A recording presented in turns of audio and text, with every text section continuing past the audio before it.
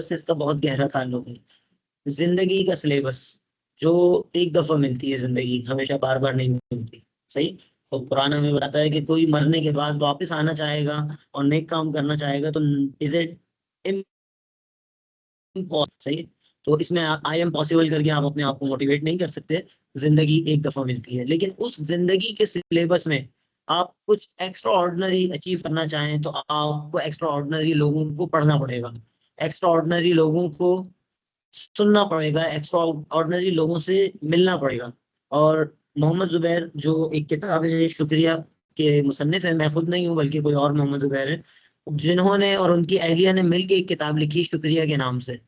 और उसमें उन्होंने 30 दिन की एक्सरसाइजेस दी हैं कि 30 दिन के अंदर आप वो एक्सरसाइजेस सॉल्व करें तो आप जो है वो एक अपनी जिंदगी को बहुत बेहतरीन बना सकते हैं। तो उनका कहना ये है कि उस किताब में तो नहीं, वैसे जबानी बातचीत में उन्होंने बताया, 2016 17 18 में जब उनसे मेरी मुलाकात हुई मैं काफी मुतासिर हुआ। तो उन्होंने कहा आप अपनी जिंदगी के जो आपसे करीब तरीन 5 लोग होते हैं उनका एवरेज होते हैं। आप जिस तरह के दोस्त होते हैं, इसी तरह अल्लाह के रसूल सल्लल्लाहु अलैहि वसल्लम फरमाते हैं कि इंसान अपने दोस्त के दीन पर होता है। तो हर शख्स देखे कि उसका दोस्त कौन है। दोस्त से मुराद जो भी उसके इर्द गिर्द लोग हैं जिनके साथ वो ज्यादा टाइम स्पेंड करता है या करती है। तो आप नोट कीजिएगा कि आप जिन 5 लोगों के साथ ज्यादा टाइम स्पेंड करते हैं आप उनका एवरेज होंगे। आप अगर वो कामयाब लोग हैं तो आप भी कामयाब हो जाएंगे, अगर वो नाकाम लोग हैं वो आप भी नाकाम हो जाएंगे। और अगर वो मिक्स प्लेट है, कुछ कामयाब कुछ नाकाम है, तो आप भी मिक्स प्लेट हो जाएंगे। तो कोशिश करें अपने इर्द गिर्द के 5 लोग, वो ऐसे 5 लोग मुंतखब करें कि जिनके साथ आपको ज्यादा टाइम गुजरे, जिनको आप पढ़ें, जिनको सुने, जिनसे बात करें, जिससे जिनसे डिस्कशन करें। और अगर फिजिकल 5 काम के लोग नहीं मिलते तो आज का दौर वर्चुअल दौर है। आज का दौर हमारा आईटी का दौर है कि जिसमें हम ऑनलाइन मीटिंग्स कर सकते हैं, हम ऑनलाइन एक तरफा मुलाकात कर सकते हैं। एक तरफा कैसे होगी मुलाकात? One sided meeting. हम यूट्यूब चैनल्स के जरिए, हम दूसरा कोई और बेहतर मुस्लिम वीडियो चैनल अगर मिलता है उसके जरिए हम इस तरह की चीजों की तरफ जा सकते हैं कि हम तो उनके साथ फिजिकल ना हो, लोगों के साथ, अच्छे लोगों के साथ, लेकिन उनकी थॉट्स हम तक पहुंच रही हो वीडियो चैनल्स के जरिए। कासिम अली शाह की एग्जांपल है, बहुत बहुत सारे लोग उसके फेवर में होते हैं, बहुत सारे अगेंस्ट भी होते हैं, लेकिन उस माँ ये नहीं, उसमें अल्लाह के रसूल सल्लल्लाहु अलैहि वसल्लम की एक और हदीस भी है ना कि जो अच्छी चीज हो वो ले लो, जो खराब चीज हो उसको छोड़ दो। अब मकान के तो हम जो है वो कोशिश करें कि इस्तेफादा करें लोगों से, जो निस्बतन ज्यादा अच्छे लोग हैं उनसे चीजें सीखें। उन्हीं में से, उसी तरह के अच्छे लोगों में से एक हैं डॉक्टर सैयद मोहम्मद नसीम सरवर। चाहिए कौन है?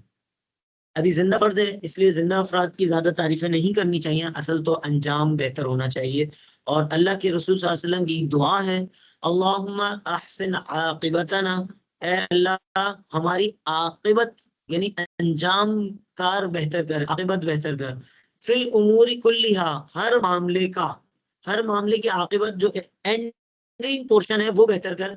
जैसे हमारी ये इस क्लास का आज एंडिंग है, जो डायरेक्ट सुन रहे हैं, जो रिकॉर्डिंग में सुनेंगे, उनका भी कुछ ना कुछ एंडिंग होता ही रहता होगा। कभी क्लास का एंड हो रहा है, कभी ट्रेनिंग का एंड हो रहा है, कभी जिंदगी का एंड हो रहा है। अल्लाहुम्मा अहसिन आकिबतना, ए अल्लाह हमारे आकिबत बेहतर कर, फिल उमूरी कुल्लिहा, हर मामले में।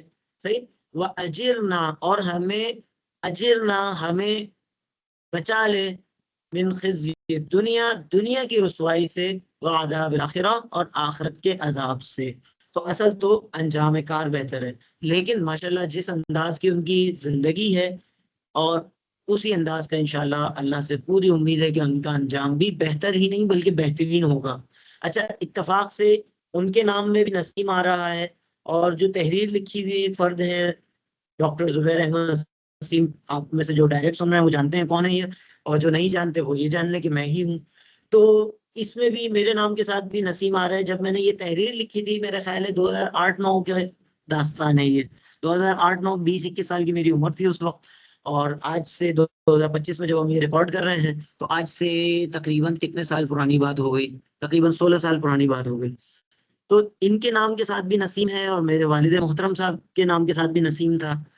उनका डेथ हुई है 14 अप्रैल 2025 को, एक 1.5-2 महीने पहले। बस अल्लाह ताला जो है उनकी मग़फ़िरत फरमाए। लेकिन दुनिया में जितने लोगों से मैं मिला हूँ, यानी उनके दोस्त अहबाब जिस अंदाज से उनका तज़किरा कर रहे हैं कि बहुत दफ़ा कई दिन गुज़रने के बाद भी रोना आ जाता है।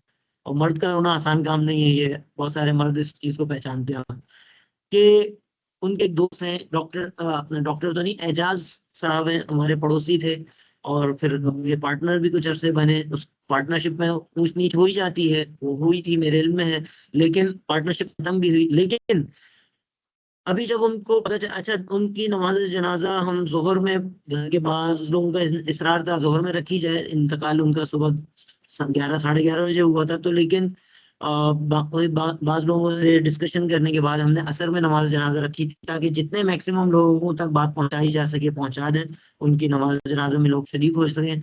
लेकिन उसके बावजूद भी बाद में भी कई-कई दिन और हफ्तों के बाद भी लोगों के कॉन्टैक्ट हो रहे हैं कि भाई आपने हमें नहीं बताया या हमें तो इत्तला ही नहीं पहुँची।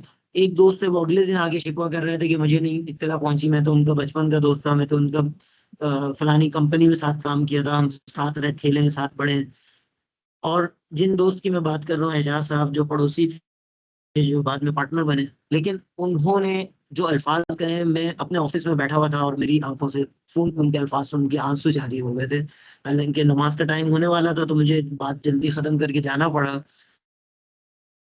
कि उन्होंने कहा कि दुनिया में मैंने ऐसा फर्द नहीं देखा था, ऐसा नेक फर्द जो हर एक के काम आने वाला, वो नहीं देखा था। तो नसीम अहमद बटला मरहूम, जो कि अब इस दायरे फ़ानी से कूच कर गए, आप सबसे भी दुआ है कि उनके लिए मग़फ़िरत की दुआ करें और अल्लाह ताला उनको मग़फ़िरत करे, उनका अंजाम कार आखिरत में भी बेहतर हो। लेकिन दुनिया में जो उनका अंजाम हुआ है, तो वो अंजाम अल्हम्दुलिल्लाह सर इलाही इतना आमीन। खुशकुन है, इतना ज़बरदस्त है कि जितने लोगों से मैं मिला हूँ, एज़ अ अकलौती बेटे की हैसियत से बहुत सारे लोगों से मिलना हुआ। नमाज़ जनाज़ा पे खानदान के बाज़ लोगों ने कहा था कि एक गाड़ी बुक की जाए, पता नहीं हमारा कब्रिस्तान कराची से बाहर की तरफ है, शेरशाह से आगे है, तो एक गाड़ी बुक की जाए ताकि जो है वो ये ना हो कि लोग कम हों और गाड़ी जाए जाए। लेकिन दूसरे कुछ लोग थे जो जमात इस्लामी से उनका ताल्लुक था, जमात इस्लामी के रुकन थे, तो जमात इस्लामी के जो दोस्त थे उन्होंने कहा था कि उनके हल्का अहबाब बहुत वसी है, तो आप 2 गाड़ियाँ कर लें। लेकिन बहरहाल जो खानदान में डोमिनेंट लोग थे, उनके कहने पे हमने 1 गाड़ी की। लेकिन जब नमाज़ जनाज़ा में माशाल्लाह इतने सारे लोग थे कि यानी प्रोफ़ेसर खुर्शीद साहब का गायबाना नमाज़ जनाज़ा हुआ, जो एक बड़ा नाम है इस्लामिक इकोनॉमिक्स में, जिन लोगों ने उनको पढ़ा है अच्छी बात है, जिन्होंने नहीं पढ़ा प्रोफ़ेसर खुर्शीद की इस्लामिक माशियात इस्लाम और दीगर किताबें ज़रूर पढ़ें। मौदूदी के बाद इस्लामी मईशत पर उन्होंने बहुत ज़बरदस्त काम किया, उर्दू ज़बान में भी, इंग्लिश में भी।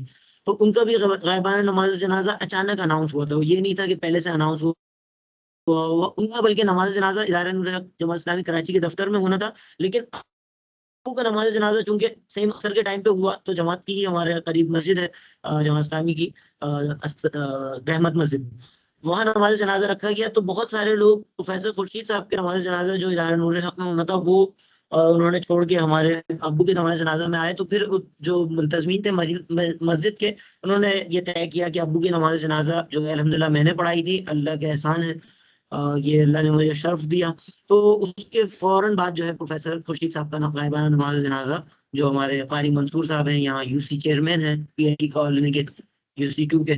तो उन्होंने जो है प्रोफ़ेसर खुर्शीद साहब का नमाज़ जनाज़ा पढ़ाया। तो इतने सारे लोग माशाल्लाह वहाँ थे। और उसके बाद फिर जब कब्रिस्तान जाने लगे, तो वो जो एक बस थी, वो इतनी शॉर्ट पड़ गई कि कोई पॉसिबल ही नहीं था कि एक बस में जा सकें। तो फिर दूसरी बस अरेंज की, दूसरी पोस्टर अरेंज की। और और मैं तो ख़ैर चूँकि अकलौता बेटा था, तदफ़ीन में होना ज़रूरी था, तो पहली बस में मुझे बिठा दिया गया था और उस अंदाज़ में गया था। और जो एक बस कहने वाले थे, वो भी पहली बस में खुद भी और आल-औलाद समेत चढ़ हुए थे। लेकिन बाकी जो है वो दूसरी बस अरेंज करने वाले हमारे दूसरे बहनोई, सबसे छोटे बहनोई, माशाल्लाह उन्होंने कोऑपरेट किया, अल्लाह उनको जज़ाए ख़ैर दे। तो दूसरी बस के बाद भी बताया जाता है कि और लोग भी आ रहे हैं, लेकिन दूसरी बस में भी जगह खत्म हो गई थी। उसके साथ हमने गाड़ियों को भी अरेंजमेंट की थी, 4 व्हील्स का अंदाज़ा हो गया था कि जगह शॉर्ट पड़ेगी, तो 4 व्हील्स भी काफ़ी सारी गई थी। लेकिन उसके बावजूद भी जो है बहुत सारे लोग बाद में शिकवा कर रहे थे कि हम आए थे और जाने का तदफ़ीन में जाने का मौका नहीं मिल सका। तो अल्हम्दुलिल्लाह, अल्लाहुम्मा अहसिन आक़िबतना फ़िल उमूरि कुल्लिहा व अजिरना मिन ख़िज़्यि दुनिया व अज़ाबिल आख़िरह।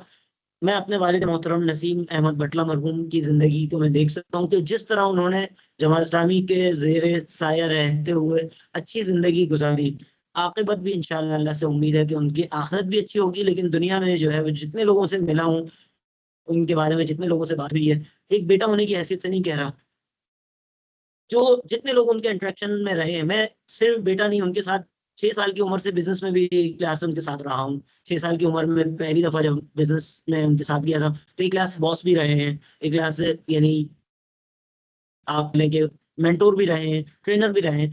तो पार्टनर भी 2016 से एक बाकायदा उनसे पार्टनरशिप एग्रीमेंट किया था। वो अलग बात है कि खानदान के बाज कम फहम लोगों को बात समझ में नहीं आ पाई, तो वो चीज जो है मैंने अपना हिस्सा नहीं लिया, दुनिया में आखिरत में इंशाल्लाह लूंगा तो उन कम फहम लोगों से। लेकिन पार्टनर की हैसियत से, बेटे की हैसियत से, एम्प्लॉय की हैसियत से, सारी हैसियतों से जो है वो मैंने भी और भी जितने लोगों ने उनके साथ काम किया, वो महला एक अलग ही उनका लेवल था। तो अल्लाहुम्मा अहसिन आक़िबतना फिल उमूरि कुल्लिहा वअजिरना मिन ख़िज़्यि दुनिया व अज़ाबिल आखिरह। हम कह सकते हैं कि जिस तरह सआदत की जिंदगी होती है, इंशाअल्लाह सआदत की मौत भी होगी इंशाअल्लाह।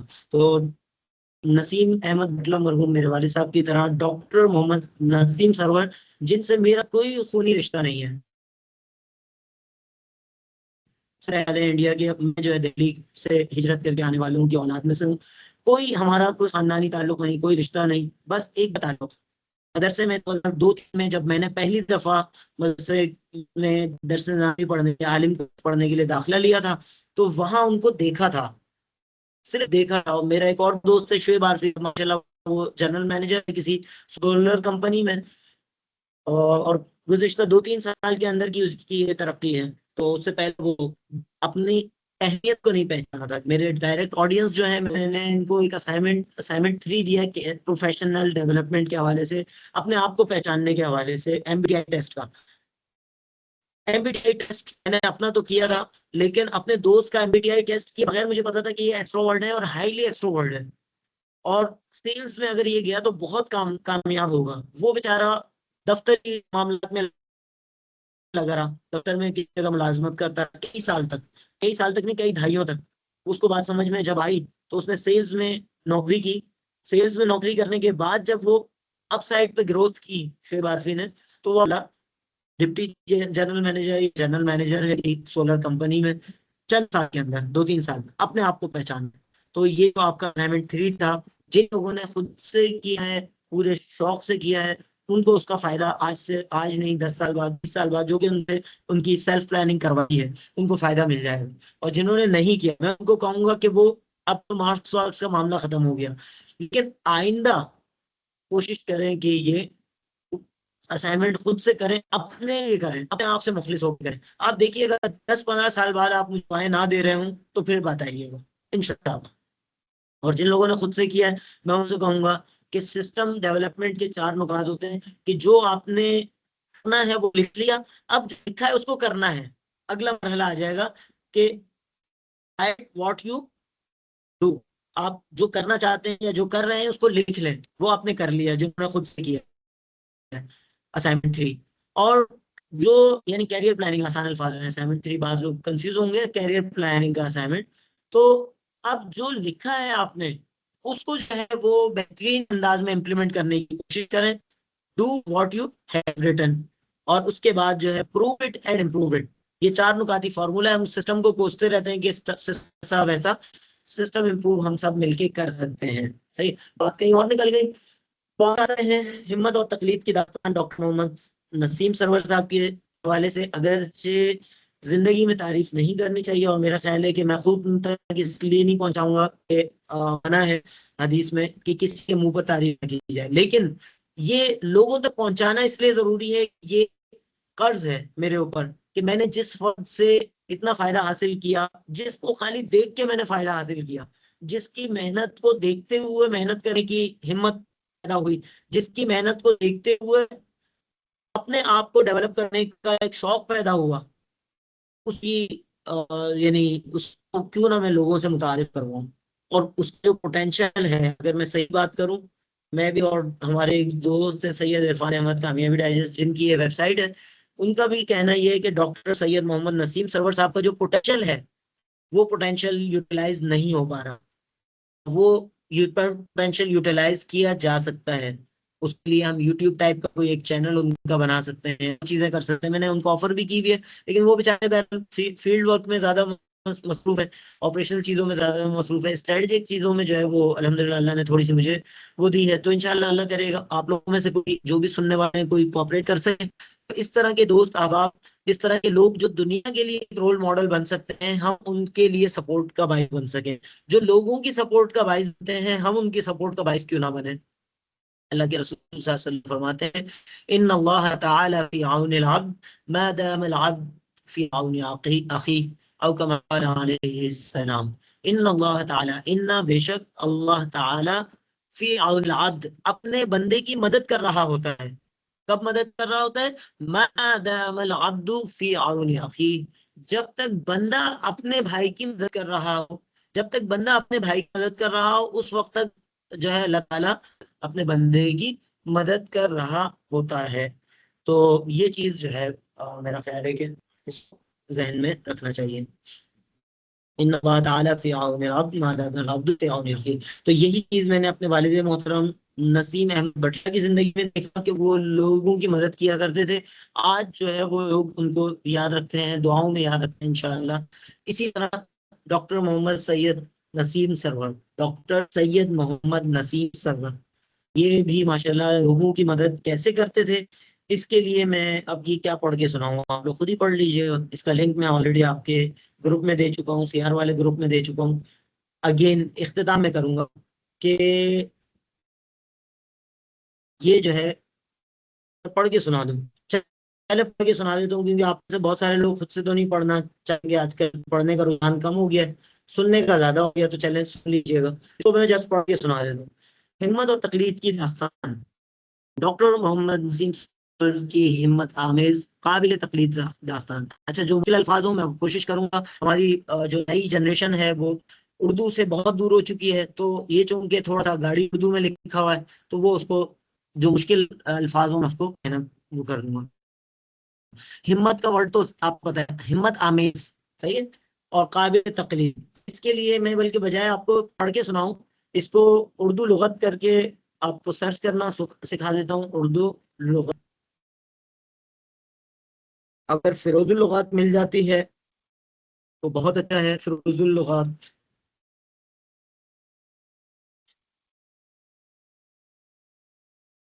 फिरोजुल लुगात मिल तो रही है, लेकिन ये पीडीएफ में है। ये फिरोजुल लुगात मुझे अल्हम्दुलिल्लाह एक नाम में मिली थी, एक मजमून लिखने में।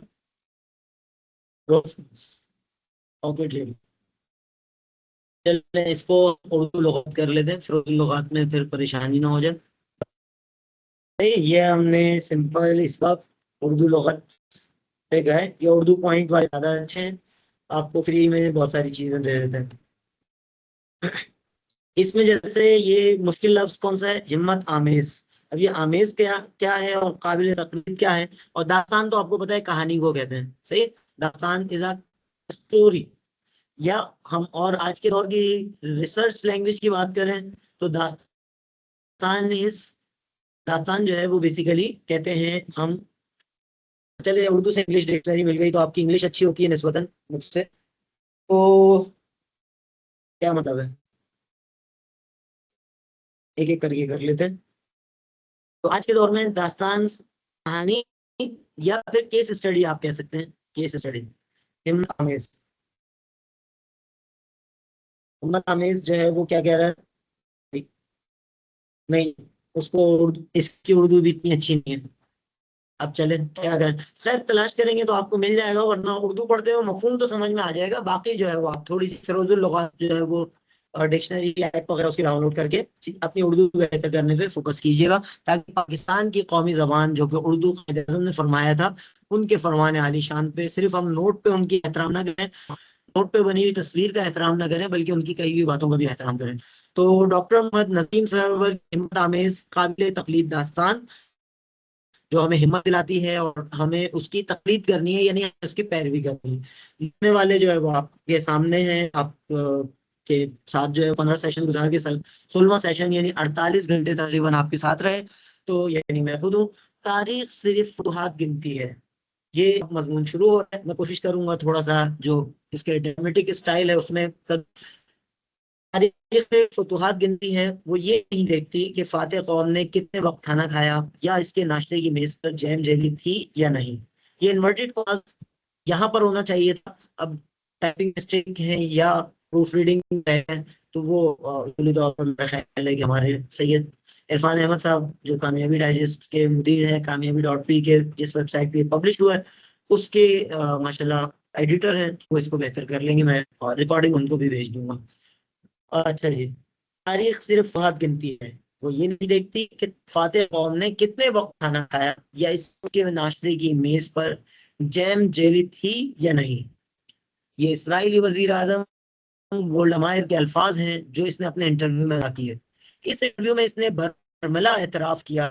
बरमला का मतलब वाज़ेह तौर पर एतराफ किया कि तारीख का ये अजीम सबक मैंने अपने दुश्मनों यानी उनके दुश्मन वो खुद यहूदी थी, इसराइली वजीर आजम थी। आज जिस तरह फलस्तीन पे इसराइल जुल्म कर रहा है कोई नई बात नहीं है, बहुत अरसे से तवील अरसे से किए जा रहे हैं।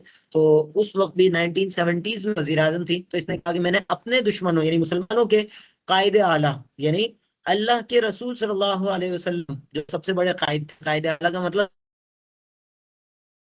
सर पे किस तरह से उनसे सीखो। 1970 की जो है वजीर आजम है अल्लाह के रसूल सल्लल्लाहु अलैहि वसल्लम, तो 600 छठी सदी ईस्वी और 7वीं सदी ईस्वी के मौजूद थे। तो किस तरह सीखा? तारीख से सीखा, तारीख को पढ़ा तो सीखा। से कितने लोग तारीख पढ़ते हैं? हम में से कितने लोग हिस्ट्री पढ़ते हैं? हम में से कितने लोग जानते हैं फलस्तीन की तारीख की? ये पूरा का पूरा फलस्तीन था जो आहिस्ता आहिस्ता करके सारा कब्जा कर लिया। अब आखिरी चंद टुकड़े जो है वो चंद किलोमीटर, इवन आप अगर गजा जहां पर ये बमबारी पिछले कई महीनों से जारी है अगर उसको नक्शे में देखें, उसके किलोमीटर्स देखें तो आपके कराची से भी बहुत छोटा है। हो सकता है आपके कोरंगी से छोटा हो। 30-40 लाख ये 20 लाख की आबादी शायद कहा जाता है कि उसकी मौजूद है।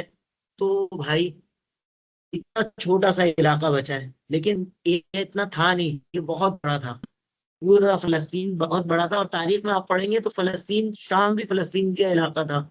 शाम फलस्तीन ये सारे मुश्तरका एवं मुत्तहिद थे। तो ये जंग अजीम वन जो हुई थी, जंग अजीम अव्वल 1917 में खिलाफत उस्मानिया के जब टुकड़े किए उसके साथ ही मुसलमानों की जो ममलिकत 3 बर्रे आजमों में और बहुत सारी जगहों पे थी उस सबके भी टुकड़े टुकड़े कर दिए। किसी को सऊदी अरब खानदान को सऊदी खानदान को दे दिया, कुछ जो है वो कहीं दे दिया, कुछ कहीं दे दिया। और अब टुकड़े टुकड़े करके वो जो कहावत है ना कि मुट्ठी हो तो फिर उसके नतीजे में जो है वो कुव्वत बनती है, ताकत बनती है।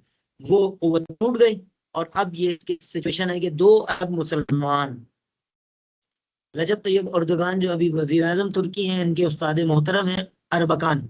अरबकान मरहूम कहते हैं कि इतनी बड़ी तादाद में मुसलमान हैं और वो दुआ कर रहे हैं कि अल्लाह ताला अबाबिल भेजे। सूरह फील में अबाबिल का तस्करा है कि हाथियों वालों पर अबाबिल भेजे थे कि वो आपकी मदद करें। तो उन्होंने कहा कि अगर अब अबाबिल आए तो वो यहूदियों पर नहीं मुसलमानों पर बरसेंगे उनके पत्थर, और हलाकत में यहूदी तो जाएंगे जाएंगे साथ में मुसलमान भी जाएंगे। कि इतनी बड़ी तादाद में मुसलमान होने के बावजूद बड़ी तादाद में यहूदी हैं। तो उससे अल्लाह ताला जो है वो इस मामले में भी हमारी रहनुमाई करे, हमें क़यादत इस तरह की अदा करे कि जो वाक़ईतन जो है मुखलिस हो और सारे मामलात में बेहतर अंदाज में लेकर चले। तो वापस आते हैं अपने मजमून की तरफ। अपने दुश्मनों यानी मुसलमानों के कायदे आला से सीखा कि जिसकी वफात के वक्त यानी अल्लाह के रसूल सल्लल्लाहु अलैहि वसल्लम की वफात के वक्त ज़रा गिरवी रखवा कर सामान खोरोनोश का बंदोबस्त किया गया था। अब इसमें मुश्किल अल्फाज क्या है? ज़रा, ज़रा कहते थे पहले जमानों में तलवारों से तीर से जंग होती थी तो अपने ऊपर लोहे के कुछ पार्ट्स पहनते थे, तो वो कहलाती थी ज़रा। मैं अगर गलत हूं तो कोई कमेंट्स इसको सही कर दे। ये जो है इंशाल्लाह यूट्यूब पे अपलोड होगी तो वहां से जो है वो कोई और प्लेटफॉर्म, मुस्लिम प्लेटफॉर्म अभी तक मुझे मिला नहीं।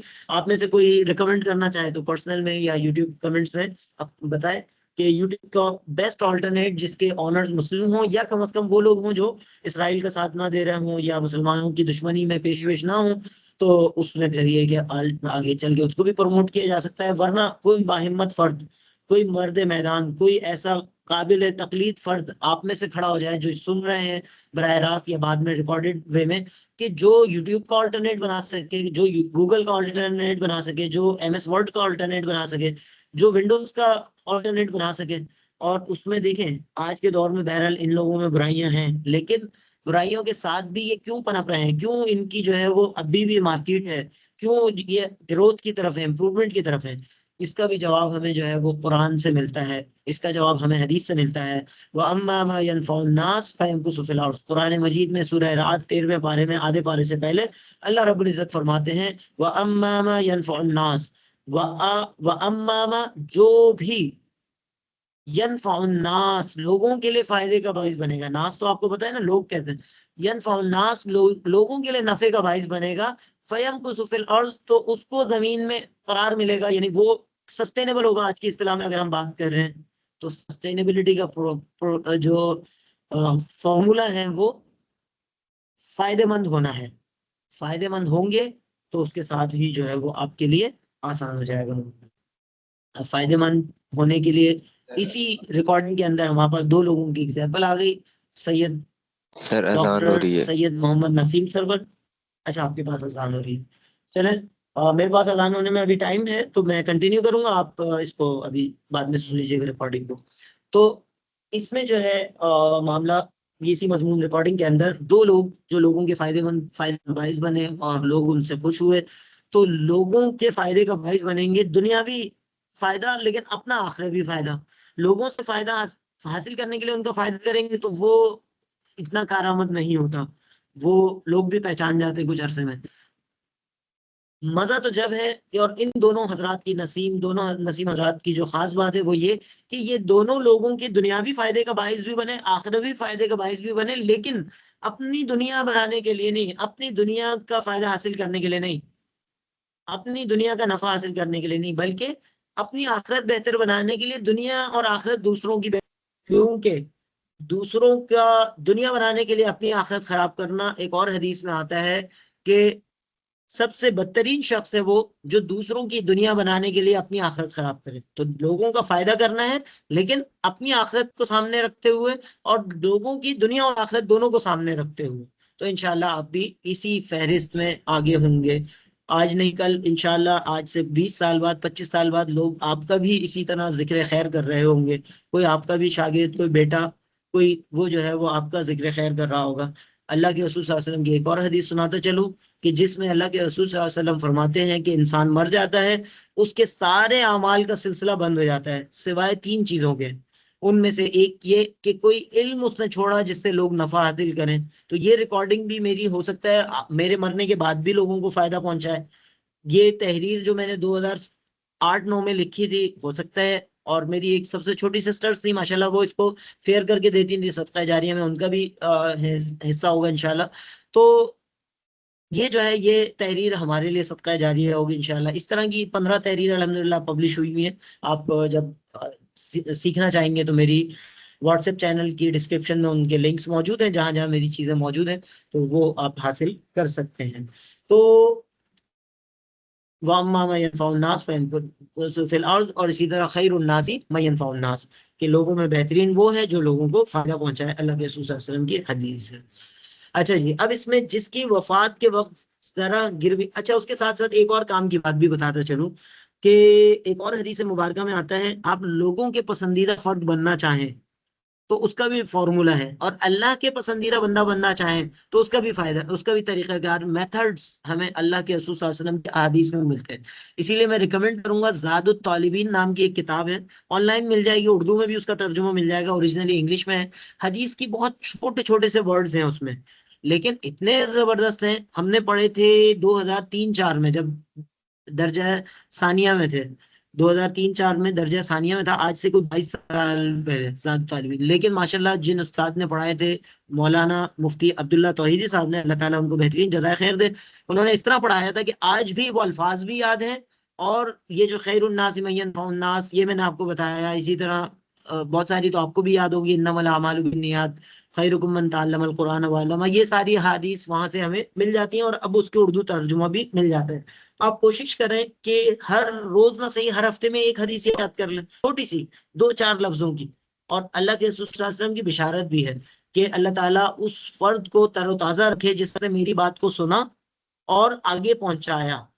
औकमा काल अलैहिस्सलाम, औकमा काल का मतलब ये होता है कि जैसा कि अल्लाह के रसूल सल्लल्लाहु अलैहि वसल्लम ने फरमाया, हो सकता है मेरी पहुंचाने में कोई कमी बेशी रह गई हो, तो इसलिए बेहतर है कि साथ में कह दिया जाए औकमा काल अलैहिस्सलाम।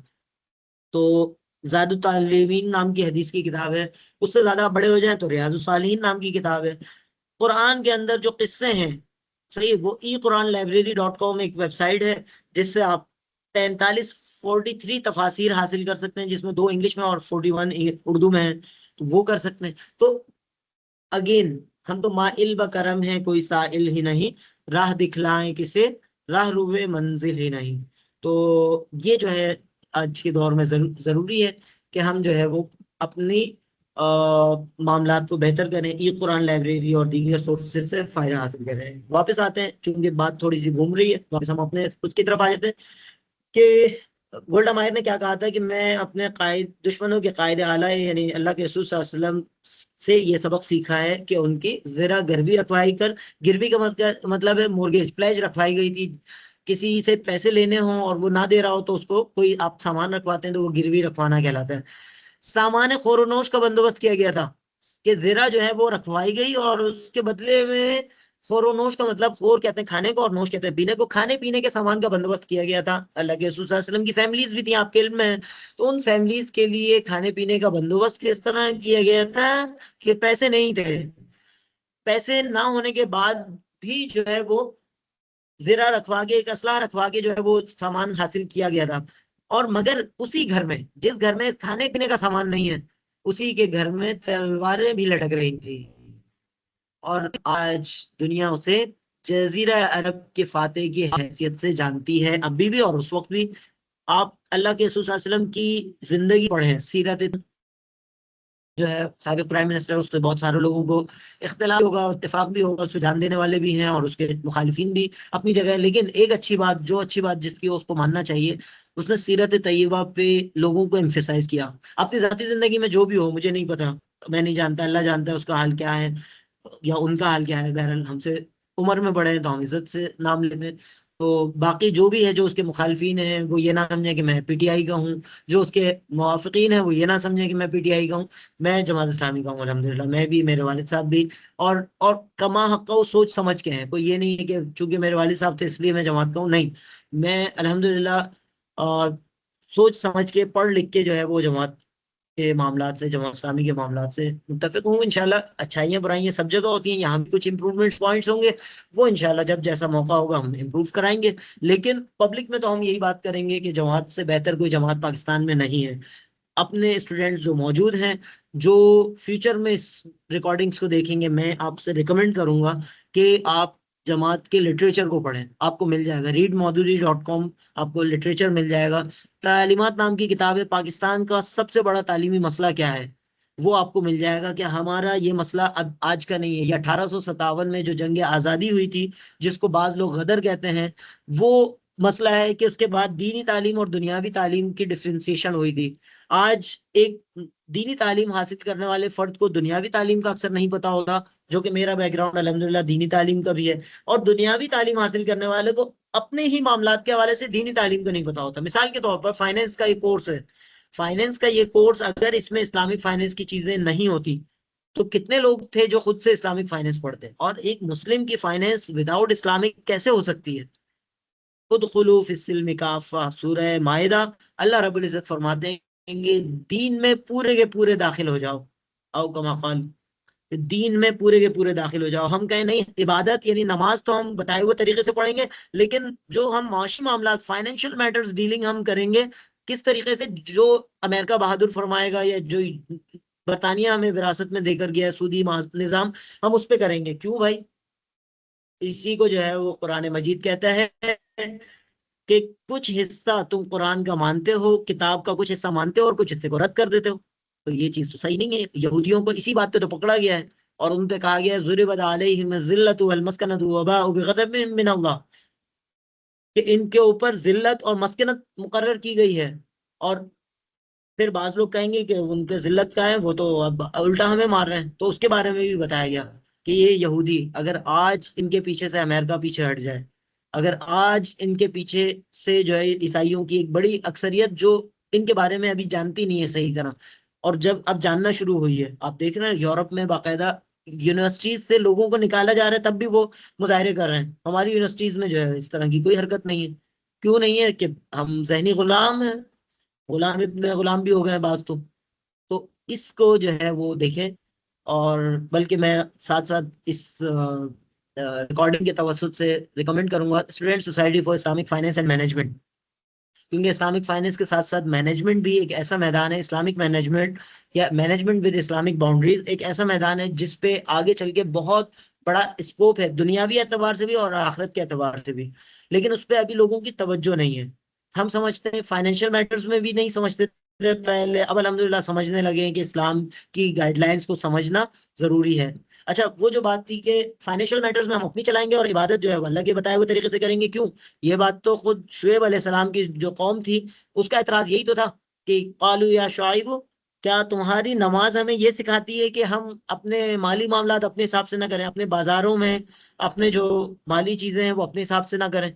तो वो जो है शुएब अलैहिस्सलाम की कौम का जो मौकिफ था वही आज हमारा है। अल्लाह ताला हम सब से ये नहीं दीन के काम ले और समझ अता फरमाए। तो खैर अब इसको फास्ट ट्रैक पे लेकर चलते हैं ताकि जो है वो इसको बेहतर अंदाज में आगे बढ़ा सके। अच्छा जी, ये हो गया दुनिया जजीरा अरब के फातह के हिसाब से हैसियत से जानती थी।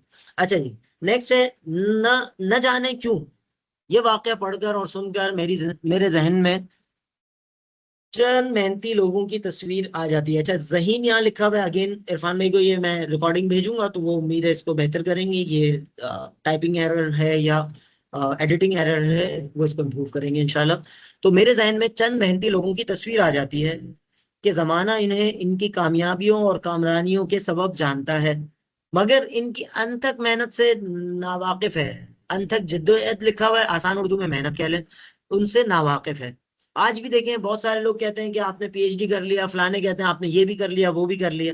उसके पीछे जो एफर्ट्स हैं, उसके पीछे जो स्ट्रगल्स हैं, उसके पीछे जो कुर्बानियां हैं, उसके पीछे जो अपनी जात को मिटा देने का वो है, वो बहुत सारे लोगों के इल्म में नहीं है। एक मशहूर वो तस्वीर भी है ना, पिक्चर इमेज, एक तस्वीर हजार अल्फाज से बेहतर है। तो वो इमेज में क्या दिखाते हैं कि लोगों को वो कामयाबी नजर आती है आइसबर्ग की, लेकिन अंदर जो है जो उसकी एफर्ट्स हैं वो नजर नहीं आती। उसमें जो मायूसियां हैं, उसमें जो गिरना है, गिर के उठना है, नाकामियां हैं, और कहते हैं कि नाकामी ही कामयाबी की बुनियाद है।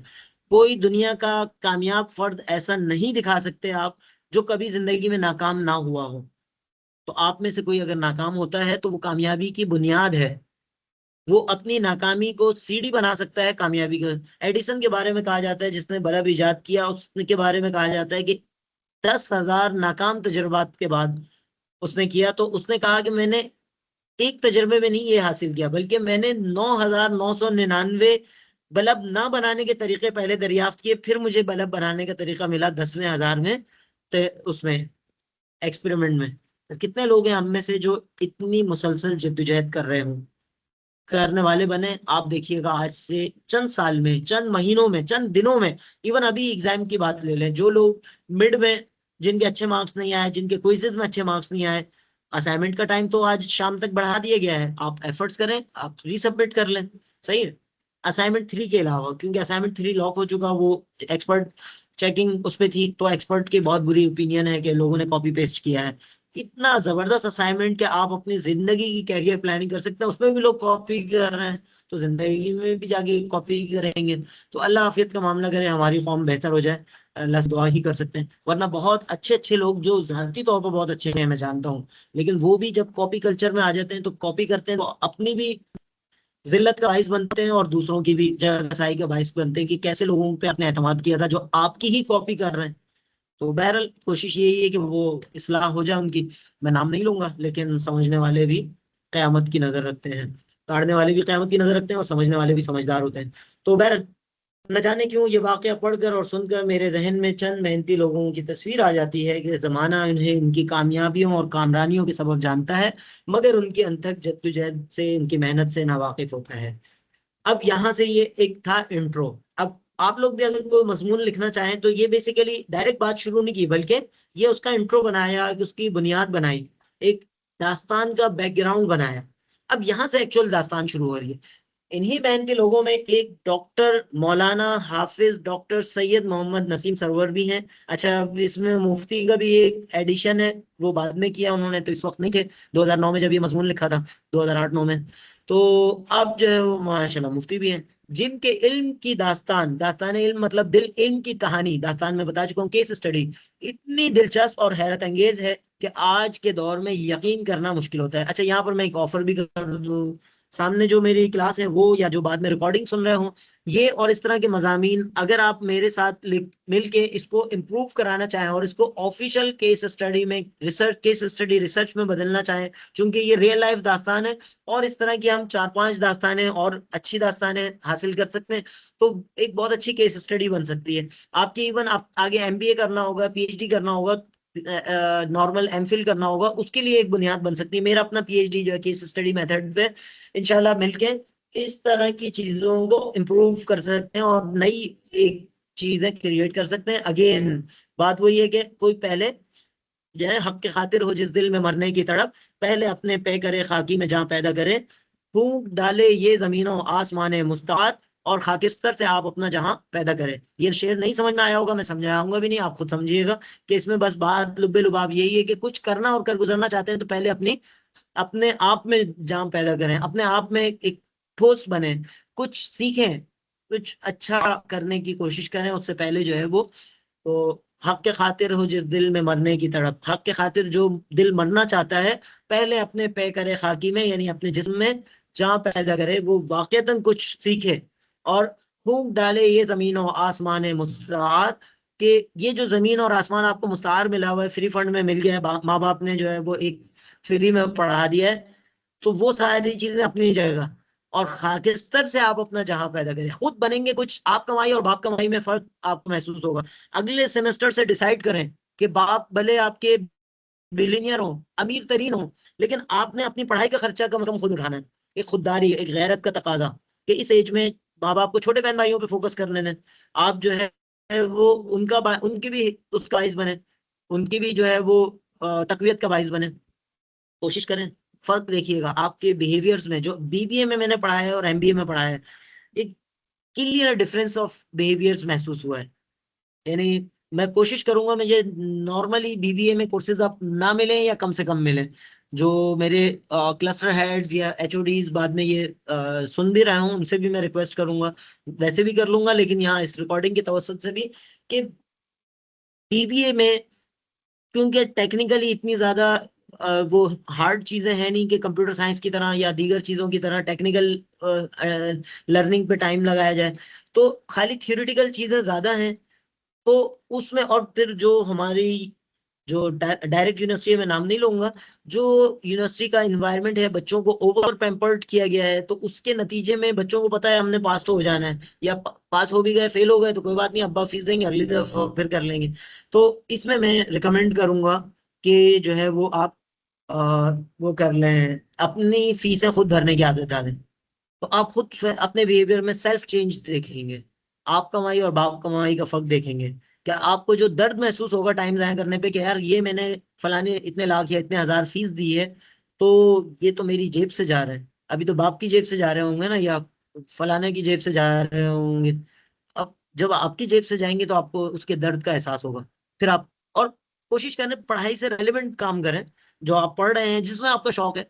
कैरियर प्लानिंग की जो हमने बात की है उसी से मदद ले लें, उसमें इंटर्नशिप से स्टार्ट करें और छोटी मोटी जॉब या फ्रीलांसिंग पे चले जाएं। फ्रीलांसिंग का फायदा ये है, आपके अपने हाथ में इख्तियार होगा। आज के दौर में मैं चाहूंगा कि आईटी की स्किल्स आप डेवलप करें और फ्रीलांसिंग पे जाएं। फाइवर है, अपवर्क है, इस तरह की प्लेटफॉर्म्स है, उस पे डीजे स्किल में आपको चीज मिल जाएंगी। तो जो इस्लामी का जो है वो बनो काबिल है, उसमें आपको बहुत सारे कोर्सेज फ्री में मिल रहे हैं। इसी तरह और बहुत सारे लोग, पाकिस्तान मरकजी मुस्लिम लीग कोई आई है, उसने भी जो है वो यूट्यूब बेस्ड लर्निंग शुरू की है अपना कमाओ के नाम से। तो सीखने वाले तो बने।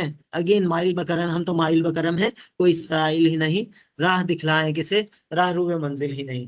तो अगेन वापस आते हैं, इतने मेहनती लोगों में से एक डॉक्टर मौलाना मुफ्ती हाफिज सैयद नसीम सरवर भी हैं, जिनकी दास्तान इल्म इतनी दिलचस्प और हैरत अंगेज है कि आज के दौर में यकीन करना मुश्किल होता है। सैयद नसीम सरवर की ये दास्तान उन लोगों के लिए भी बेहतरीन मिसाल है जो अमल करने से पहले ये कह डालते हैं कि जनाब पाकिस्तान में मेहनत और जद्दोजहद का कोशिश का कोई फायदा ही नहीं। सही। अब यहाँ पर कितने आप में से कितने लोग हैं जो ये समझते होंगे, या मैं भी कभी कभी मायूस होता हूँ पाकिस्तान से, तो ये कहता हूँ कि पाकिस्तान में मेहनत का फायदा नहीं। अभी ट्रेडमार्क मैंने 10 साल पहले जिस एफर्ट्स के साथ उसको रजिस्टर्ड कराया था, जो उस एफर्ट का एनी शायद था, उसी ने उसकी वायलेशन कर दी। मैं नाम नहीं लूंगा क्योंकि मैं अभी इस्लाह चाह रहा हूँ उनकी, लेकिन किसी ना किसी आगे आने वाले उसमें हो सकता है कि इस्लाह के काबिल नहीं महसूस हुए तो नाम भी डिस्क्लोज किया जाए, और फिर जो भी लीगल प्रोसेस है उसमें भी जाया जा सकता है। तो अब लीगल वायलेशन पाकिस्तान में आईपीओ, इंटेलेक्चुअल प्रॉपर्टी ऑर्गेनाइजेशन, उसके मुताबिक ट्रेडमार्क का मतलब ये होता है कि एक चीज मैंने रजिस्टर्ड कराई है, वो मेरे नाम पे रजिस्टर्ड है, अगर कोई उसकी कॉपी करेगा तो कानूनन मैं उस पर गिरफ्त कर सकता हूँ, मैं लीगल नोटिस भेज सकता हूँ, मैं उसको जो भी पनिशमेंट्स वगैरह हो सकती हैं वो जा सकता हूँ। लेकिन जब कॉपी करने वाले अपने ही लोग हों तो फिर दर्द बड़ा ज्यादा होता है। ये दर्द आपको महसूस जब होगा जब कोई आपके साथ ऐसा करेगा। तो बहरहाल अल्लाह करे कि ऐसी नौबत ना आए और इस्लाह हो जाए, लेकिन इस्लाह नहीं हुई तो फिर इस्लाह करने के अल्लाह ताला ने दूसरे तरीके भी बताए हैं। वो कहते हैं चार किताबें पांचवा डंडा। तो मेहनत और जद्दोजहद पर कामयाबी का मिलना अल्लाह ताला के फितरी कानून का हिस्सा है। सही। कुरान मजीद में सूरह नजम 27वें पारे में अल्लाह रब्बुल इज्जत फरमाते हैं, औज़ु बिल्लाहि मिनश शैतानिर रजीम, बिस्मिल्लाहिर रहमानिर रहीम, व अलैसा लिल इंसानी इल्ला मा सआ, इंसान के लिए वही है जो वो कोशिश करते हैं। व अलैसा लिल इंसानी, इंसान के लिए नहीं है, इंसान लिल इंसानी इंसान, व अन और नहीं है इंसान के लिए, इल्ला मा सआ जिस मगर जिसकी वो कोशिश करता है, यानी आसान उर्दू में जिसकी इंसान कोशिश करता है वही कुछ उसको मिलता है। तो आप मेहनत करेंगे, एक रास्ता बंद होगा, एक बंदा ट्रेडमार्क की कॉपी करेगा, कोई बात नहीं, अल्लाह ताला आपके लिए 10 रास्ते खोलेगा, लेकिन उसको भी रोकने की तो कोशिश करेंगे इंशाल्लाह। और कानून, ये कानून क्यामत तक बदलने का नहीं है, ये कानून क्यामत तक बदलने का नहीं है कि मेहनत और जद्दोजहद पे जो है वो अल्लाह ताला नतीजा देता है।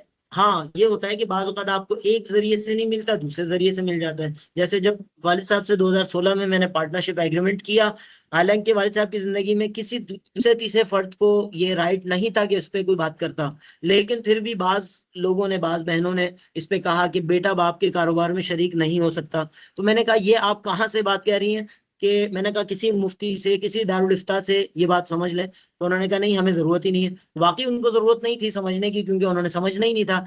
लेकिन इस बात पे आज फसाद खड़ा करना उनको जरूरी है कि ये तुमने एग्रीमेंट 2025 में बनाया है। मैंने कहा कि 2016 में जिससे बनाया उसका फोन नंबर भी मैं दे दिया, नए एग्रीमेंट में शामिल कर दिया, उसका एड्रेस भी कर दिया, वो अभी जिंदा है, आप जाके पूछ लो कि भाई 2025 में बनाया या 16 में।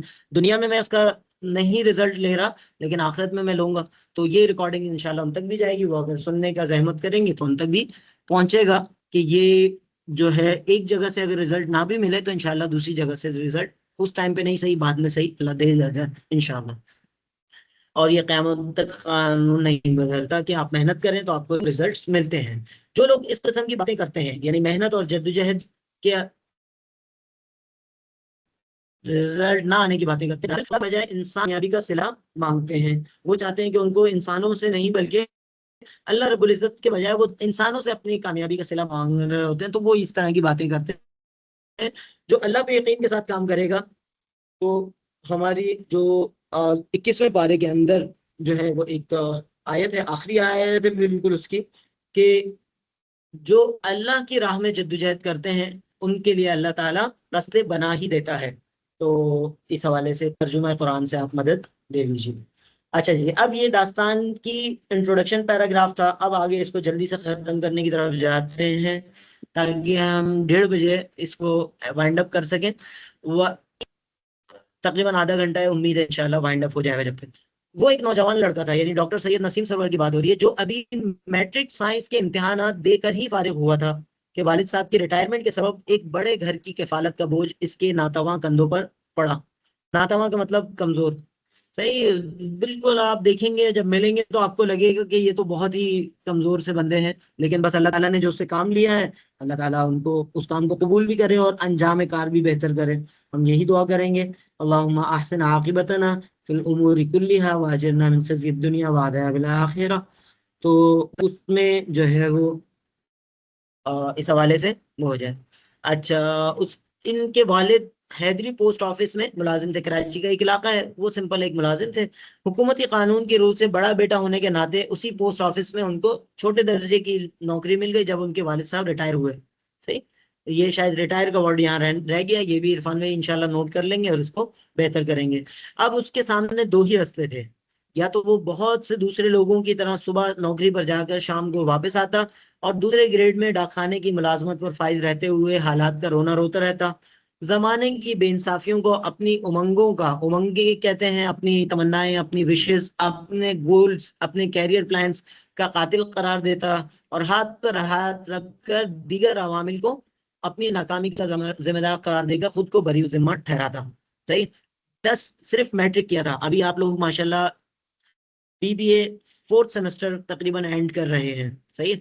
तो आपसे समझ ले 4 क्लासें पीछे, 4 साल पीछे वो फर्द डाकखाने में मुलाजिम हुआ, डाकखाने में जाके डाक तकसीम करने की नौकरी करने लगा। और अब हम में से कितने लोग होते हैं कि उस लेवल पे जाते और उस लेवल पे जाके जो है वो बस अपनी अपने आप को बरी जिम्मा करार दे देते। और यहाँ पर मैं अपनी भी एक दास्तान बताऊंगा कि उस शख्स को मैंने देखा 2002-3 में, और 2004-5 में मुझ पर भी ऐसा हालात आए कि छठी क्लास में पढ़ चुका था और मैट्रिक भी पूरा नहीं हुआ था, और जो 3 दुकानें थी वो कोलैप्स हुई, जो अब चाचा के साथ पार्टनरशिप थी वो खत्म हुई, और उन 3 दुकानों के साथ कोलैप्स होने के साथ हमने पापड़ भी बेचे, हमने जो है वो, मैंने और वालिद साहब ने, यानी हमसे मुराद यहाँ पर मैं और वालिद साहब मुश्तरका ही थे, जाहिर सी बात है, जिंदगी से 1993 से 2006 की, 2003-4 की 5 की बात कर रहा हूँ। तो 1993 से ही उनके साथ मुख्तलिफ औकात में मुख्तलिफ टाइम में लगा रहा, कभी पार्ट टाइम, अक्सर पार्ट टाइम। तो बहरहाल लेकिन साथ साथ था, उनकी मुश्किलात में अल्हम्दुलिल्लाह अल्लाह ने मुझसे काम लिया काफी, और मेरी तरबियत में उनका अल्हम्दुलिल्लाह एक बहुत बड़ा रोल है। तो एज अ बाप के अलावा एज अ बॉस भी, एज अ एम्प्लॉयर भी। तो बाकी हालांकि कभी बाज़ाब्ता मुलाजमत का उनसे कोई एग्रीमेंट नहीं हुआ, मुलाजमत का जो है वो उनसे कभी वो नहीं हुआ, तनख्वाह तय नहीं हुई। हाँ, पार्टनरशिप का बाकायदा एग्रीमेंट हुआ था जिसपे बाज लोगों को एतराज हुआ। वो एग्रीमेंट की रूह से जो मेरा प्रॉफिट बनता था 16.66%, वो बाज लोगों के एतराज की वजह से मैं दुनिया में छोड़ा, वो इंशाल्लाह आखिरत में एतराज करने वालों से लूंगा, जिस पर मेरे बाप के अपने सिग्नेचर मौजूद हैं। उसके बावजूद जो है वो सिस्टर्स में से कुछ ने एतराज किया, और जिंदगी में 10 साल वालिद साहब को भी और सबको तंग करके रखा जिसका उनको कोई राइट नहीं था। तो वो इंशाल्लाह उनकी जो है वो मामला आखिरत में इंशाल्लाह उनसे होगा। तो ये जो है ये, खैर अब क्या इस पे बात की जाए।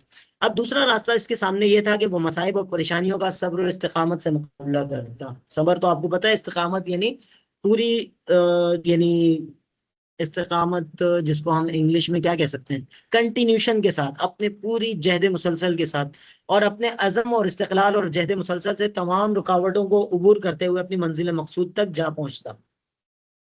सही कि सारी मुश्किलात को वो अपने जो है वो कोशिश करके स्ट्रेंथ करके उसको वो कर लेता। तो बहुत सारे आसानी पसंद लोगों के बरअक्स उस धान पान से लड़के ने, धान पान कहते हैं यानी देखने में आपको बहुत छोटे लगेंगे, कभी मौका मिलेगा तो मुलाकात भी कराई जा सकती है। हम independent centre of Islamic finance and management के प्लेटफॉर्म या student society of Islamic finance and management के प्लेटफॉर्म से हम उनका कोई सेशन रख सकते हैं। कमेंट सेक्शन में लोगों की अगर रिक्वायरमेंट्स आई तो हम जो है उनका कोई सेशन ऑनलाइन भी रख सकते हैं, वैसे फिजिकल रखेंगे तो ज्यादा अच्छा है। तो वो जहते मुसलसल का रास्ता इख्तियार किया, हालांकि देखने में बहुत आपको छोटे से लगेंगे, लेकिन माशाल्लाह जो उन्होंने एफर्ट्स की, वो एफर्ट्स, अच्छा एफर्ट्स के लिए आप N+10 या 15 का फॉर्मूला रख लें कि जो आप आज एफर्ट्स करेंगे, आज से 10 साल बाद, 15 साल बाद आपको उसके फल नजर आएंगे। फिर सिर्फ 15 साल के अरसे में, और अब जो है वो आप समझ लें तकरीबन 20-25 साल का अरसा हो गया होगा, इस अरसे में दुनिया ने देखा कि वही मैट्रिक पास ग्रेड 2 का postman federal public service commission के इम्तिहान में इम्तियाजी हैसियत से कामयाब हुआ और एयरफोर्स के कैडेट कॉलेज में लेक्चरर तैनात हुआ। ये जब की बात है, जब ये मजमून लिखा गया था उस वक्त वो सिर्फ एयरफोर्स के कैडेट कॉलेज में लेक्चरर थे। अब माशाल्लाह जो है वो पाकिस्तान में, सिंध गवर्नमेंट कॉलेज में जो है वो मेरा ख्याल है कि आगे तरक्की कर गए होंगे। और अच्छा, ये बाहिम्मत शख्स अब मंगोपीर कॉलेज में, उस वक्त मंगोपीर में था जब ये अपडेटेड फॉर्म में था, अब जो है ये किसी और कॉलेज में शिफ्ट हो गए हैं। नस्ल नौ की रहनुमाई करने नई नस्ल की रहनुमाई का फरीजा सर अंजाम दे रहे हैं। और दिसंबर 2016 बमकाम फरहान क्लब में मुनाकिद होने वाले फ़िक़ी सेमिनार के इफ्तिताही मकाला निगार मौलाना हाफिज डॉक्टर सैयद मोहम्मद नसीम सरवर हैं। यहाँ तक उनकी दास्तान आ गई। अब उसका एनालिसिस, अब उसका तज्जिया, ये दूसरे ग्रेड यानी पोस्टमैनशिप से 17वें ग्रेड यानी लेक्चररशिप का मनसब तोहफे में हासिल नहीं हो गया, बल्कि मुख्तसर अरसे में इस लड़के ने खुद को मनवाया।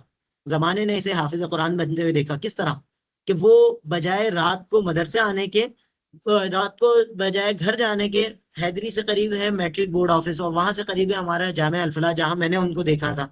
वहां किस तरह देखा था, यही देखा था जो आप इसमें लिखा हुआ आएगा कि रात को बजाय घर जाने के, औरंगी टाउन में उनका घर था, अभी भी है, वो हैदरी पोस्ट ऑफिस से नौकरी करने के बाद यहाँ पर आ जाते थे मदरसे में, रात को वहीं रुकते थे। सुबह सवेरे हाफिज बनने के लिए कारी साहब से हिफ्ज कुरान का सबक हासिल करते थे। इंटर ग्रेजुएशन में बीकॉम जैसे मेहनत तलब मजामीन में कामयाब हुए कि वो शाम में कोचिंग पढ़ने के साथ साथ पढ़ाते भी थे। एमए उर्दू और इस्लामियात की डिग्रियां उनके मुकद्दर बनी, साथ साथ एमए भी किया बाद में, नहीं एम बीकॉम के बाद। राब्ततुल मदारिस से, ये मदारिस का एक बोर्ड है जिसकी डिग्री जो है एमए अरबिक इस्लामिक स्टडीज के इक्विवेलेंट है, दरस निज़ामी का कोर्स मुकम्मल करके आलिम दीन कहलाने का एजाज के मुस्तहिक ठहरे। सिर्फ इसी पर बस नहीं, ये सारी चीजें तो बहुत सारे लोग करते हैं, डिग्रियां शिग्रियां ले लेते हैं, अपनी जात के लिए फायदेमंद तो सभी लोग हो जाते हैं, अपनी जात के लिए जिए तो क्या जिए। सिर्फ इसी पर बस नहीं, कितने ही एजाज और इकराम है जो इनके नसीब में आए, और मेरी नजर में इनका वो बेलौस और इंतहाई दर्जे का हामिल खुलूस इन सब डिग्रियों से बढ़कर है, जिसने मुझ जैसे कितने ही लोगों को जीने का सलीका और करीना सिखाया और बेमकसद जिंदगी को बामकसद गुजारने का तरीका अपने नमूने अमल से बताया, अपने नमूने अमल से बताया। बहुत लंबी चौड़ी इन्होंने तकरीरें नहीं की थी, उन्होंने बहुत लंबा चौड़ा कोई दर्श नहीं दिया था कि ऐसा करो और वैसा करो। उस बंदे को सिर्फ मेहनत करते हुए देखा था कि हाँ ऐसी एफर्ट्स की जा सकती हैं, लेकिन वो एफर्ट्स फिर जब मुश्किल हालात आए 2003 से लेकर आप कह सकते हैं कि 2010-15 तक या 2010 तक, तो वो मुश्किल हालात में उस बंदे का नमूना अमल था कि जिसने खड़ा रखा। बकौल हमारे एक और उस्ताद जुबैर मंसूरी साहब के खड़े रहो और खड़े रहो क्या फॉर्मूला दिया, तो वो मुश्किल हालात में भी जिस शख्स के नमूना अमल ने सहारा दिया वो यही डॉक्टर सैयद मोहम्मद नसीम सरवर थे। और वो मुश्किल हालात जिस पर आए थे वो मैं अकेला नहीं था, उसमें मेरे साथ मेरे वालिद मोहतरम जिनका मैं ऊपर तारुफ करवाया है। 2003 से 10 का जो टाइम पीरियड था जिसमें बहनों की शादियां भी हुई, 4-5 बहनों की, 6 बहनों, 6 में से मैं ख्याल में 5 बहनों की शादियां हुई, और सारे अखराजात भी, सारे मामलात भी हुए। वो टाइम पीरियड मैंने और मेरे बाप ने मिलकर किस तरह गुजारा है ये हम ही जानते हैं। रिकॉर्ड में लाने के लिए मैं वो भी रिकॉर्ड में लाऊंगा कि किसी सबसे बड़ी बहन जो कि अब मरहुमा हो चुकी हैं, उनके घर मैं और मेरा बाप इसलिए नहीं जा पा रहे थे कि हम हाथ में क्या लेकर जाएंगे, हमारी जेब में इतने पैसे नहीं थे कि हम जो भैंस कॉलोनी में वो रहती थी, हम कोरंगी से भैंस कॉलोनी वहां जा सकें और उनके घर कुछ ले जा सकें। ये टाइम भी आया। बिजली का बिल भरने के लिए जो है वो पैसे नहीं थे, तो वो चाचा जिनसे पार्टनरशिप खत्म हुई थी तो उन्होंने मेरी तनख्वाह के नाम पर आखिर में कुछ दिया, तो उससे बिजली का बिल भरा गया। तो वो 2003 से 10 का जो टाइम था, उसमें भी खासतौर पे 2003 से 6, 7, 8 का जो टाइम था, इसमें लोगों को नहीं पता। और इसी 2003 से 8 के टाइम में 5 बहनों की शादियां हुई हैं, और वही बहनें फिर बाद में जो है वो इल्जामात लगाने पे उतर आती। तो बहरहाल अल्लाह इंशाल्लाह यहाँ समझ दे देगा तो अच्छी बात है, यहाँ नहीं देगा तो आखिरत में तो इंशाल्लाह समझ अच्छी तरह आ ही जाएगी। उनको समझ नहीं आ रही चीजें तो इंशाल्लाह अच्छे अंदाज में आ जाएंगी, ये रिकॉर्डिंग भी उन तक पहुंचेगी और बाकी समझना चाहेंगी तो बहुत सारी चीजें उनको समझ आ जाएंगी, नहीं आएंगी तो इंशाल्लाह आखिरत में आ जाएंगी। सिर्फ इसी पर बस नहीं, चलो खैर ये तो पढ़ चुका, दोबारा ना इमोशनल हो जाए। आज दुनिया इन्हें मौलाना हाफिज डॉक्टर लेक्चरर सैयद मोहम्मद नसीम सरवर की हैसियत से जानती है और उनकी कामरानियों पर उन्हें खिराज तहसीन पेश करती है। कितने ही लोग हैं जो इन एजाजात के हुसूल में आने वाली रुकावटों और परेशानियों से वाकिफ होंगे। घर से करीब होने के बाद, हैदरी पोस्ट ऑफिस और घर बहुत ज्यादा दूर तो नहीं है, लेकिन उसके बावजूद, घर से करीब होने के बावजूद, मदरसे में शामें और रातें गुजारने से कितने लोगों को आगाही होगी, कितने लोग जानते होंगे कि वो किस तरह उन्होंने जो है अपने टाइम को कीमती बनाया।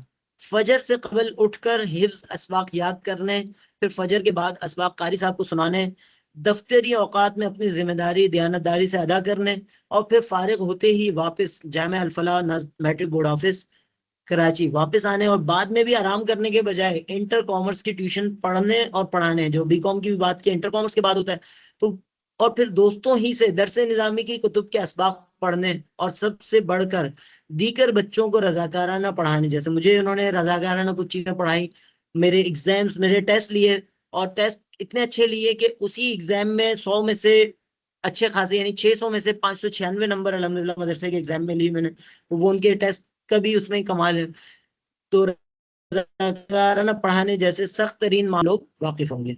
अब यहाँ दरस निजामी अपने दोस्तों से ही दरस निजामी की कुतुब के असबाक पढ़ने से मैं एक और कहानी यहाँ बताऊं, जो अंदर की बात है, जो अभी इसका रिकॉर्ड का हिस्सा नहीं है। अगले एडिशन में आप में से कोई टाइप करना चाहे इस लेक्चर को, तो टाइप करके अगले एडिशन में हम शामिल कर सकते हैं। अपने दोस्तों से वो जो दरस निजामी यानी आलिम कोर्स है, वो शाम में, अब तो अल्हम्दुलिल्लाह मरकज कुरान सुन्ना और बहुत सारे इस तरह के इदारे हैं जो शाम के टाइम में और हफ्ता इतवार को आपको या ऑनलाइन भी दरस निजामी करवा रहे हैं। आप लोग हासिल करना चाहें, आलिम बनना चाहें, तो आज शुरू करेंगे, तो कुछ अरसे के बाद आप इल्म हासिल कर सकेंगे, दीनी इल्म भी। दुनियावी इल्म तो बहुत हासिल कर लिया, दीनी इल्म भी हासिल कर सकें तो अच्छा है। अगरचे वो होता फ्री में, लेकिन अगेन वही बात है कि फ्री की चीज की कदर नहीं होती। तो ये वो फर्द है कि जो अपने ही सुबह में तो मदरसे के टाइम पे ये ऑफिस में होते थे, तो अब इनके पास दरस निज़ामी या आलिम कोर्स करने के लिए टाइम नहीं था। तो अपने जो दोस्त सुबह मदरसे में क्लासें लेते थे, उनसे ही ये शाम में पढ़ते थे दरस निज़ामी यानी आलिम कोर्स की किताबें। और इल्मुन तस्हीलुन नहव और हिदायतुन नहव एक किताब है मदरसे की, उसमें इनके मेरे ख्याल में 96 मार्क्स आए 100 में से, बोर्ड में, राब्ततुल मदारिस के बोर्ड में 96 मार्क्स आए 100 में से। तो और मजे की बात, वो 96 मार्क्स जिन दोस्तों से ये पढ़ते थे उनसे भी ज्यादा आए थे। बस अल्लाह का करना ये हुआ कि मैंने भी जब राब्ततुल मदारिस का एग्जाम दिया तो मेरे 97 मार्क्स आ गए। तो लेकिन बहरहाल मेरी उसमें कोई बढ़ाई नहीं है, वो भी इन्हीं के सिखाई हुई चीजों को अल्लाह ने अप्लाई करवाया।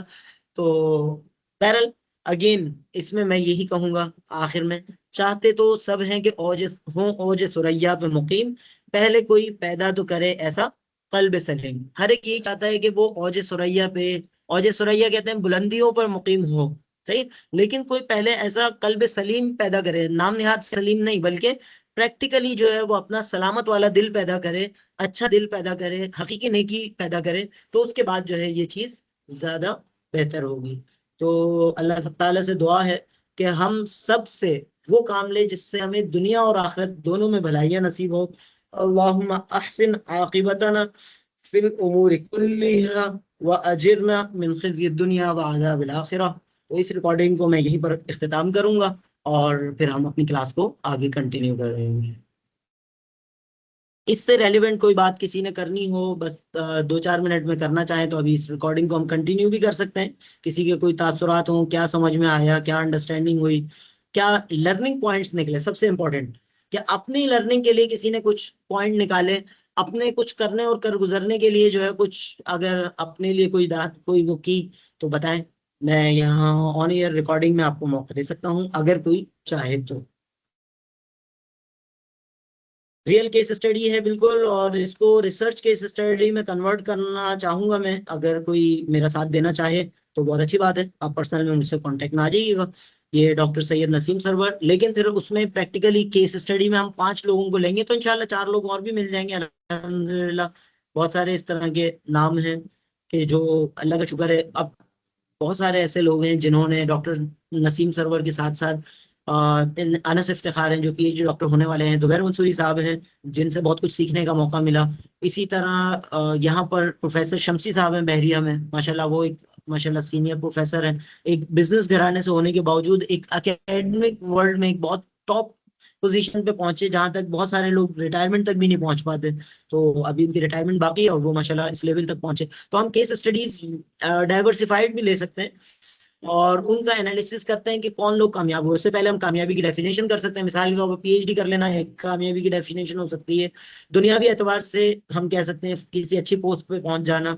और कामयाबी का एक और ताल्लुक इससे कि कहाँ से चले थे ये बेचारे, कहाँ से चले थे, एक पोस्टमैन से। मैं कहाँ से चला था 2003 में। 2003 में जब हमारा बिजनेस का फॉल आया तो 3 दुकानें थी जहां लाख रुपए महीने का 2002-03 में अखराजात होते थे। आखिर में नौबत ये आ गई थी कि डिफॉल्ट कर गए थे हम। हमारे चचा अगर आके ना संभालते तो वो बिजनेस डिफॉल्ट हो गया था। पार्टनरशिप तो खत्म हुई थी, लेकिन मैं इस पे क्रेडिट देना चाहूंगा अपने चाचा को, चाचा नईम को, कि माशाल्लाह उन्होंने उस मुश्किल हालात में, बिजनेस तो नहीं कंबाइन रह पाया, पार्टनरशिप कंबाइन नहीं रह पाई, लेकिन उन्होंने आके उसको माशाल्लाह संभालने की कोशिश की। वो भी नहीं संभाल पाए और आज तक भी वो अपने मामला तो आज तक भी नहीं संभाल पाए प्रॉपरली। लेकिन उनके बच्चों ने माशाल्लाह उनको सपोर्ट किया। उनके बच्चों ने बड़े होके जो है मुश्किल हालात उन्होंने भी देखे थोड़े बहुत, और फिर जो है उन्होंने उस बिजनेस को संभाला। तो अभी माशाल्लाह हज पे गए थे, तो मुझे कभी उम्मीद है कि उनके जो दूसरे नंबर का बेटा है माशाल्लाह वो सपोर्ट कर रहा है। अभी वालिद साहब की डेथ पे जो उन्होंने पैसे वापस किए कुछ अबू से लिए, तो वो उनके बच्चे के जरिए कराए। तो बाज़ औक़ात एक नस्ल से अगर कोई चीजें नहीं समझती तो अगली नस्ल आके आपको सपोर्ट कर देती है। तो मैं यही चाहूंगा कि हम जो है कुछ ऐसा कर गुजरें कि यहाँ बहुत याद रहे। तो केस स्टडी वाकई मैं इस पे बनाना चाहूंगा, लेकिन 4-5 लोगों पे कॉम्पिटिटिव केस स्टडी, और उसमें जो है हाउ टू सक्सेस या इस तरह का कोई नाम रख के हम उस पर केस स्टडी कर सकें। जो लोग इंटरेस्टेड हो वो पर्सनल मुझसे कांटेक्ट करना चाहें, जिनको मेरा व्हाट्सएप नंबर मौजूद है, और वो टेक्स्ट करिएगा, वॉइस नहीं टेक्स्ट कीजिएगा, मैं इंशाल्लाह उस पर वर्किंग कर सकते हैं। और ये काम जो है वो अगले कुछ अरसे के अंदर ही करना है इंशाल्लाह। और जो बाद में भी इस तरह के और मल्टीपल केसेस लाना चाहें, कोई दुनिया में ये 2-4 लोग थोड़ी हैं, दुनिया में तो 6 अरब लोग हैं। 6 अरब में से 6 लोग तो आपकी जिंदगी के आसपास ऐसे होंगे जिनको आप कामयाब समझते हैं। और कामयाब सिर्फ दुनिया का नहीं, फमन ज़ुहज़िहा अनिन नारि व उदखिलल जन्नत फ़क़द फ़ाज़। कामयाबी का मयार कुरान खुद क्या बताता है, फमन ज़ुहज़िहा अनिन नार, जो जहन्नुम की आग से बचा लिया गया और जन्नत में दाखिल कर दिया गया, फकत फाज, कामयाब तो वो है, कामयाब तो वो है जो जहन्नुम से बचा लिया गया। तो इनकी जिंदगी माशाल्लाह इस नौयत की है, मेरे वालिद साहब की और दीगर लोगों की, कि जितने लोगों से मिलो हर एक यही कहता है कि कंफर्म जन्नती हैं इंशाल्लाह। तो बाकी जो भी उनकी लफ्ज़िशें हैं, अल्लाह ताला उनसे दरगुजर करे और उनकी मगफिरत फरमाए। और हमारे जो भाई जिनका मैंने ये मजमून, जिन पे मजमून ये लिखा और वो किया, तो इंसान है, इनसे भी कोई खता हो सकती है, कोई गलती हो सकती है, मुझसे भी कोई गलती हो सकती है। तो हम सब अल्लाह से दुआ करें कि हमारी खताओं पे जो है वो हमें जो है वो इस्तगफार की तौफीक भी दे, हमें जो है बख्शिश भी दे। दुनिया में भी जो है किसी किसी से हमारी अगर कोई ज्यादती होती है, किसी का कोई हक तलफी होती है, तो वो भी हमें जो है वो अल्लाह के लिए माफ़ करे, और हम भी उसको अल्लाह के लिए माफ़ करने का हौसला रखें। लेकिन उस सूरत में जब इस्लाह की तरफ भी माइल हो, तो हम तो माइल बकरम हैं, कोई साइल ही नहीं, राह दिखलाए किसे, राह रुबे मंजिल ही नहीं। और इस जो है दास्तान के साथ हम इसको इख्तिताम की तरफ लेकर जाते हैं। और रिकॉर्डिंग हमारी खत्म होगी, क्लास हमारी अभी कंटिन्यू होगी।